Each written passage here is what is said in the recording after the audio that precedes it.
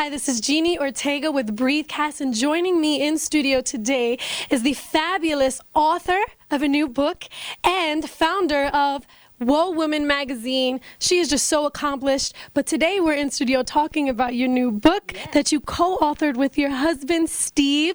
Laine Lawson Craft, thank you so much for joining us at BREATHeCast. Absolutely, I'm thrilled to be here, thrilled. So I want to talk about Start Again from Scratch. And I mean, this book right here, I'm already so interested because not only do you talk about going through marriage, but you do it in a fashion that you say is a no-fail recipe for reviving your marriage. First, I have to ask you, what made you compare marriage with cooking? Well, it's kind of similar, you know. It takes ingredients to make a great relationship. It takes ingredients to make a great recipe. Sometimes it turns out and sometimes it doesn't. And so what we wanted to do is put together a great lineup of ingredients to give you a wonderful recipe on reviving your marriage. You know, we were talking earlier. A lot of people get married, they say, I love you, and they get married, and they think it's happily ever after forever. And I'm here to say there's not a marriage that doesn't go through a valley, and you may go through multiple valleys, but that's not when you bail. You know, that's when you dig in and you say, okay, we've got to fix this, and we hope that this book can prevent it or help you when you're in it. For sure. And I gotta ask, from your opinion, I mean, you said that you were married for 12 years before. No, we were married 17 years. 17 years, and then that's when your marriage kind of went astray? Or? No, I think... Tell me about that. Yeah, real quickly. You know, Steve and I, we graduated from college and we started working for ourselves, and life started happening. You know, bills were to be paid, and we started, I had 2 miscarriages, and then I had 3 children right in a row, and one of them was very, very sick. So life started stacking up like it does. I mean, you know, life started happening, bills and sick children, and we just never caught our breath, and our relationship continued to, you know, really, really be strained. And so at 17 years in the marriage, I looked at him and I said, Steve, I can't live like this anymore. This is a lie. This is not what I want to do. And I said, we have got to either learn to love each other completely or forget it. And that's what we did. We fell to our knees and we started over, literally. What do you think, if you can give us a tidbit of what to expect from the book, what do you think happens that makes the marriage go astray? Like, if you can give us some little good advice. Well, I think one of the worst things we did, and I think a lot of working couples can identify with this, is keeping tallies.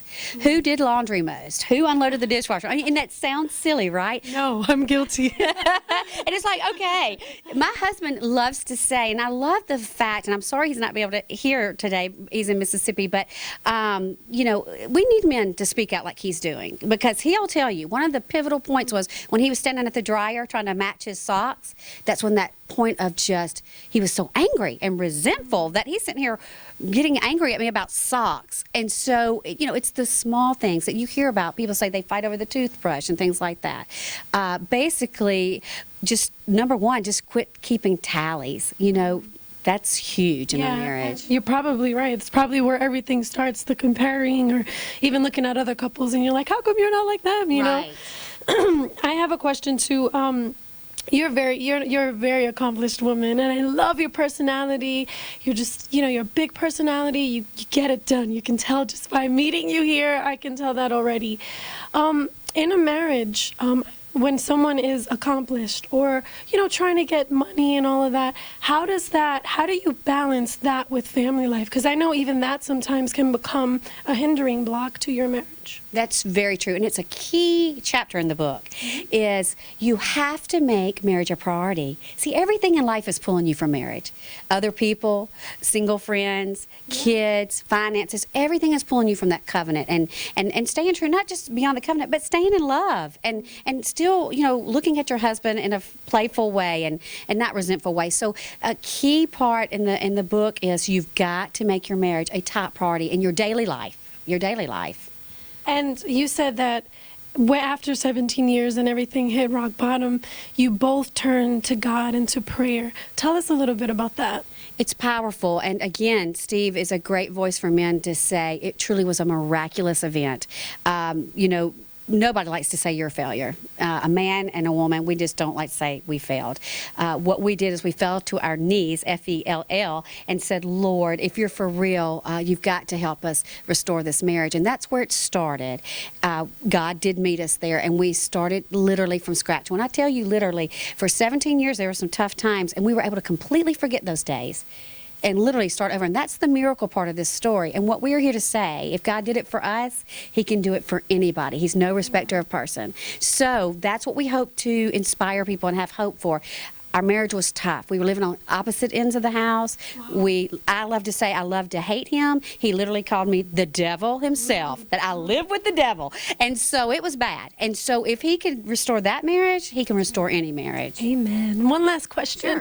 Sure. Why is forgiveness so important? Like, how do you get past the resentment of the past? Well, I think forgiveness starts with our Christ. What I'm saying with that is, I am a living example. Unless you receive the love of Christ, you can't give the love of Christ. And part of the receiving the love of Christ is receiving his forgiveness. Because there's nothing I'm going to do down here on earth that's going to warrant his love or him saving me. It's going to be simply that he died on the cross so that we can have a relationship with him and our Father. So forgiveness is key, but you have to receive the ultimate forgiveness, I believe, before you can give it. And so that's why we call it a secret ingredient in the book. We say all the time, you can read this book and skip chapter 2, and you will probably find success on some level. But to get that John 10:10, that overabundance of love for one another and that relationship, you must, surrender, forgive yourself and ask Jesus to forgive you, and then offer that forgiveness to people that, in your life, and particularly your husband, if there's been offenses. That's incredible. Well, thank you so much, Laine, for joining us at BREATHecast. And I'm so excited. I can't wait to read your new book, Start Again from Scratch, a no-fail recipe for reviving your marriage. And I would encourage even you out there who maybe you don't feel like your marriage has failed, or even if you're single, pick it up. Be ahead of the game. Be on the offense. And I'm just excited to see what you guys have to say, both. And thank you so much for joining us. Okay. God bless you. This is Jeannie Ortega with BREATHecast, and stay tuned until next time.